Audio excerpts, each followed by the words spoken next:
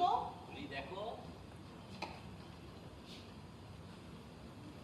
ওরে বাবা, এ তো বেশ ভারী। পছন্দ হয়েছে? দাম হবে নিশ্চয়ই। আমি একটা গয়না নিয়ে কি করবো? সব জায়গায় তো করতেও পারবো না। এখনকার যা দিনকাল পড়েছে, আমাকে একটু টাকা দেবে গো। ওই যে কিশোরয় বলে এনজিওটা আছে না, জানো তো, ওদের বাচ্চা বাচ্চা ছেলে মেয়েগুলো না আমার কাছে এসেছিল।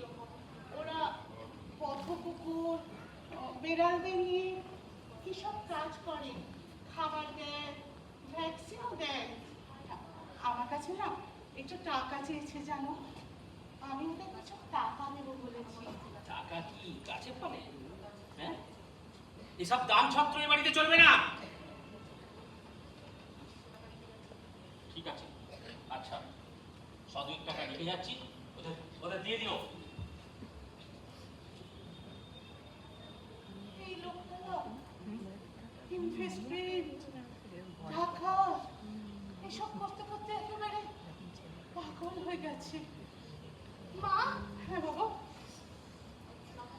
আমি বড় হয়ে অনেক টাকা রোজগার করব, আর তুমি সেখান থেকে যেমন খুশি খরচ করবে, আমি কখনো কিছু বলবো না। লক্ষ্মী শোনা বাবা।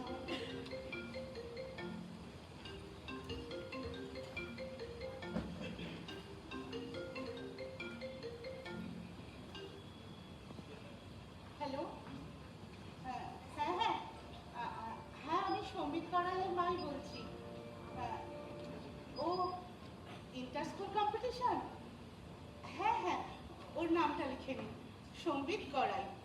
আমি মুখস্থ করিয়ে দেবো। কি কি যেন একটা কবিতা আছে। ও আচ্ছা। চিত্ত যেথা ভয় শূন্য, উচ্চ যেথা শীল, জ্ঞান যেথা মুক্ত, যেথা গৃহের প্রাচীর,